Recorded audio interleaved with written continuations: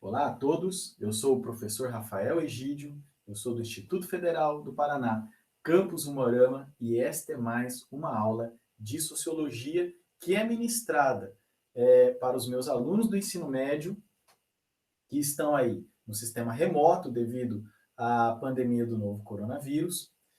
E esta é uma aula gravada no sistema Meet, que está sendo disponibilizada de forma pública justamente para facilitar o acesso dos estudantes a esse conteúdo e também para quem tiver interesse aí no conteúdo de sociologia, nas aulas de sociologia, pode ficar livre aí para assistir a aula e acompanhar os nossos conteúdos. E dando continuidade ao nosso assunto, que são as revoluções que deram origem à sociologia, agora nós vamos falar sobre a revolução científica. Pessoal, bem, aqui nós estamos falando, né, de uma revolução que ela é fundamental para a gente entender a origem da sociologia. Afinal de contas, a sociologia é uma ciência e o nosso primeiro pensador, inclusive, que nós vamos trabalhar após esse assunto, que é Augusto Comte, ele é um filósofo da ciência, a gente pode falar assim, tá? Então, a ciência ela é um assunto fundamental para a gente entender a sociologia. Mas diferente daquela revolução industrial, diferente das revoluções liberais burguesas, a revolução científica ela não teve assim um acontecimento, um fato. Eu não posso chegar igual eu falei para vocês, né, na Revolução Industrial, olha, 1780. Não tem como a gente falar isso, porque a Revolução Científica, ela é, vamos dizer assim, uma transformação cultural e que ela vai acontecendo ao longo de vários séculos. E a gente pode localizar aqui, ali no Renascimento, no século XV, né, um início dessas discussões, dessas visões científicas. Tá? É um início ali. Embora o Renascimento ele tenha sido muito forte nas artes, você começa ali, né, a ter alguns homens preocupados com a experimentação, com a observação da natureza, com novas formas de pensar, né? Que isso daí vai acabar desembocando, né? Tanto no pensamento racionalista, que aí a gente tem como representante o filósofo francês René Descartes, né? Que ele é do século XVII, morreu ali em 1650, quanto com o empirismo, que é um pensamento mais inglês, né? Tendo aí seu representante aí, tanto Francis Bacon quanto John Locke, né? São representantes aí dessa forma de pensar. No caso, gente, o racionalismo, né? E esse é um assunto muito mais para filosofia do que para sociologia. O racionalismo é aquele que toma, né, a razão humana, né? A razão humana, principalmente uma razão matemática, uma razão que busca a exatidão, que busca a precisão das coisas. Uma razão humana, portanto, medidora e bastante calculadora, né, como critério de revelar a verdade dos objetos e da natureza. E o empirismo, né, com aquela ideia de experimentação, né? o, nós temos uma razão, o empirismo vai considerar isso, nós temos racionalidade, porém essa racionalidade ela tem que ser abastecida, né, com experiências. Não basta apenas o cálculo, não basta apenas a ideia, a lógica matemática para o conhecimento da verdade, para o conhecimento dos objetos, mas tem que ser uma razão que coloca à prova, né, esses objetos, que testa, que explora o mundo e principalmente explora a natureza, né? Todas essas visões científicas aí vão desembocar no pensamento iluminista, na corrente do iluminismo, que vai existir ali mais ou menos ali fins do século XVII, mas vai ter uma grande força no século XVIII. Gente, primeiro lugar, primeiro ponto importante aqui é de que o iluminismo, tá? Não é nem correto a gente falar iluminismo, o certo é iluminismos. Porque existem várias correntes iluministas, várias correntes, inclusive com implicações políticas, com implicações filosóficas, com implicações científicas, de método científico. Olha só, se você já tem ali discussões entre racionalismo e empirismo, imagina ali no iluminismo, essas discussões continuam. Mas no iluminismo a gente vai ter ali, em primeiro lugar, um forte sentimento, né, de negação às instituições medievais, né? Se o iluminismo ele trazia a luz, então eles são contra aquilo que traz a sombra, que gera a sombra. Então eles têm, inclusive, vamos dizer assim, um posicionamento político muito forte com relação a isso. Lembrem aqui, tá, pessoal? Quando eu falei para vocês, ali na Revolução Liberal Burguesa, a respeito, né, daquelas concepções religiosas que estavam nascendo na Reforma Protestante. Tipo assim, eles estavam indo contra uma visão católico-romana de mundo, que era uma visão condizente com o mundo feudal, com a Idade Média. E isso vai continuar aqui nesse movimento iluminista. Então nós vamos ter vários protestantes, né, várias pessoas que são dessas novas religiões e que, portanto, são também ligados ao mundo urbano, ao mundo burguês, ao mundo do comércio, ao mundo, vamos dizer assim, da, da, da, da nova sociedade que está surgindo ali naquele momento, né? Então, por isso, eles vão assumir essa posição contrária àquilo que eles chamavam de mundo das sombras, não é? E o iluminismo, pessoal, ele tem um forte caráter nacional. Isso é muito interessante, porque tem o iluminismo francês, tem o iluminismo inglês, tem o iluminismo alemão, tem o iluminismo português, né?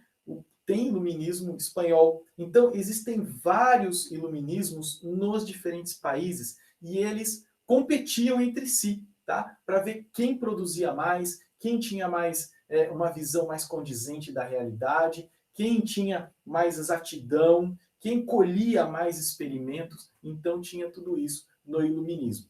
Iluminismo, pessoal, é um assunto do qual a gente vai voltar a falar dele várias vezes, justamente porque ele também é essa mentalidade, né, essa razão, né, do cálculo, essa razão inspirada na matemática, essa razão que busca a precisão, que busca a medição do mundo, mas que não pensa às vezes, né, qual vai ser o efeito dessa medição, ou melhor ainda, dessa exploração em relação ao mundo, tá?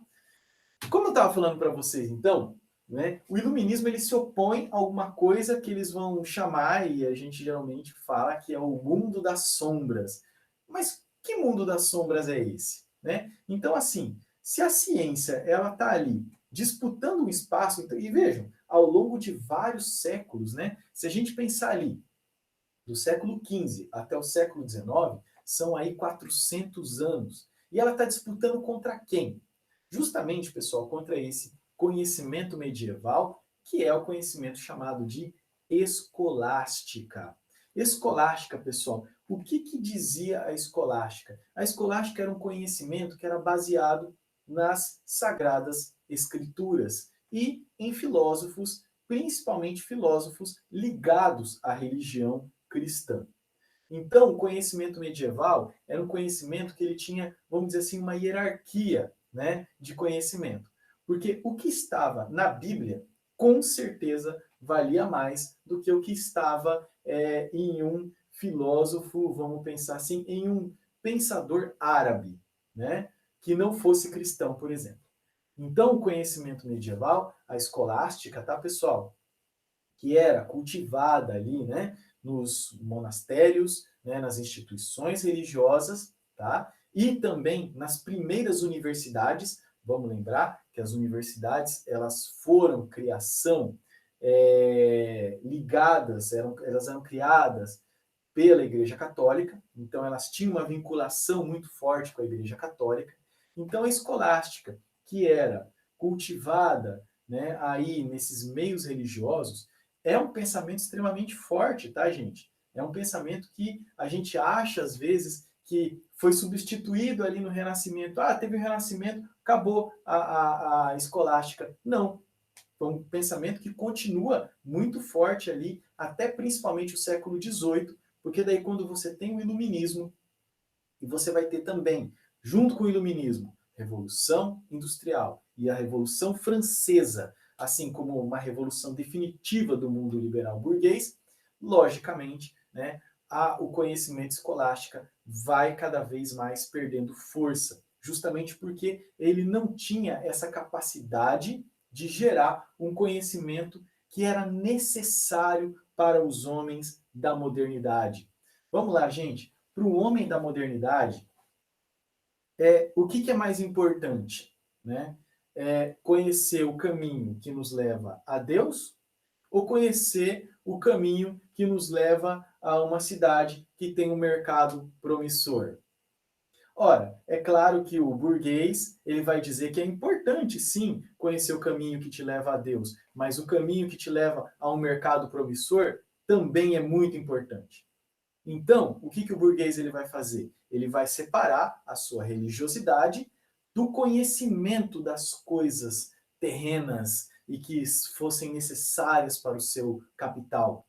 Então, lógico que ele vai investir também na cartografia, ele vai investir na geografia, ele vai investir no conhecimento científico e vai relegar à religião o seu aspecto de fé, o seu aspecto de religação com as coisas divinas. Mas o aspecto de conhecimento da religião, ele passa a ser definitivamente negado. Gente, isso é uma coisa importante, porque eu vejo ainda hoje, quando as pessoas querem falar do opositor da ciência, sempre falam da religião. E não.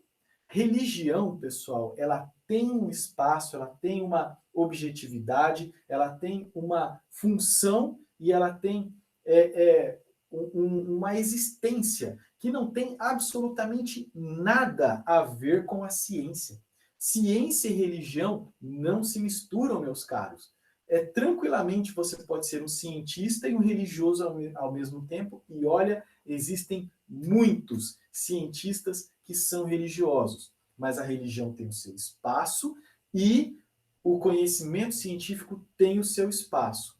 O que acontece é que quando a escolástica, que é o conhecimento baseado na religião, esse sim tem que ser negado. Né? A escolástica, sim, é opositora da ciência, tá? Mas não a religião em si. Então a gente tem que ter esse cuidado.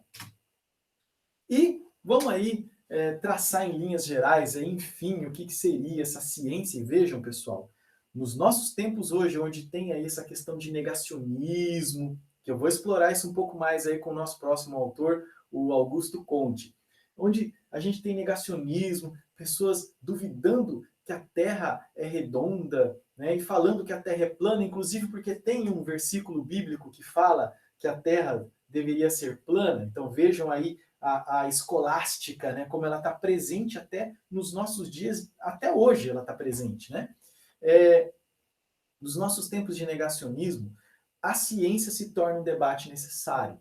E como que a gente poderia ver a ciência assim? E eu coloquei aqui, ó, na teoria. Né? Na teoria.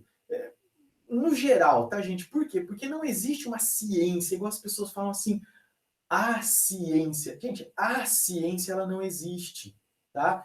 Na verdade, existem várias ciências, vários conhecimentos, várias formas de proceder, várias formas de conhecer alguma coisa que seja necessária, vários objetos a serem conhecidos. Então, a ciência, assim, ela não vai existir. Mas, na teoria, ela vai funcionar com a observação sistemática de fenômenos. Ela vai funcionar com a construção de hipóteses. Hipóteses, pessoal, são prováveis respostas a esses fenômenos, a esses problemas que nós encontramos no restante do mundo. Né? Ela funciona com experimentação. Agora vejam, por exemplo, sociologia. Sociologia não pode funcionar com experimentação. Como é que a gente vai fazer experimentação com seres humanos? Não rola isso, né? Então, assim, mas a ciência, vamos lá, as ciências mais ligadas aí à natureza, né? Funcionam com experimentação. E ela vai ter a generalização dos resultados da investigação com a formulação aí de teses, teorias, leis, né? Várias formas de você generalizar esses resultados para a gente chamar isso de ciência. E eu coloquei aqui também, gente, na prática, porque na sociologia a gente está de olho na prática, justamente porque a ciência é uma prática social. E na prática eu posso generalizar para vocês que, ela é realizada por pesquisadores. Aí vocês vão falar assim, nossa, professor, que óbvio. Mas acontece que são pesquisadores que passam por uma determinada formação. Não é qualquer formação. E geralmente, né, qual é o mito da ciência? Que a pessoa vai lá, começa a estudar, estuda e pronto, gerei uma ciência, gerei uma lei, uma teoria. E não é assim. A ciência, o pesquisador que faz a ciência, ele tem que passar por uma determinada formação. E geralmente essas pessoas, e que realmente existem, pessoas que estudam e formulam até coisas interessantes, geralmente esses pesquisadores que passam pela formação tradicional de pesquisador, eles não gostam desse tipo de pessoas. Tá? Tipo assim, pesquisadores reconhecem outros pesquisadores. Tá? E eles são muito competitivos entre si. Mas há uma necessidade de uma formação bem tradicional para você se tornar um pesquisador. Você vai passar por um mestrado, por uma graduação, por um mestrado, por um doutorado, por pós-doutorados, ou seja, existem vários títulos que vão dizer para você e para os outros que você é um cientista, que você não é alguém de fora, que você é uma pessoa de dentro da pesquisa. Outro ponto, ela necessita de grandes instituições, que são instituições de pesquisa, institutos de pesquisa ou universidades. Né? Você precisa, e são instituições grandes, instituições que consomem muito financiamento e, gente, é principalmente público. Existe também um mito científico de que as empresas doam dinheiro. Doam nada. Empresas, gente, as empresas elas estão preocupadas com os problemas delas e com e se ela, quando ela quer que a universidade desenvolva alguma coisa, são coisas muito específicas para o problema daquela empresa. Ou é um problema que está gerando prejuízo para ela, ou é algo que ela vê como uma possibilidade de gerar lucro. Então, o conhecimento científico, pessoal, geralmente, quando a gente está falando de ciência básica, de ciência que vai gerar leis mais gerais, ela precisa de financiamento público e estatal. E a gente sabe que, de vez em quando, os estados, e especialmente o Estado brasileiro, né, ele adora fazer cortes nas pesquisas científicas, né, dizendo que vai economizar. Na verdade, é um baita prejuízo, porque é um investimento necessário para o conhecimento do futuro.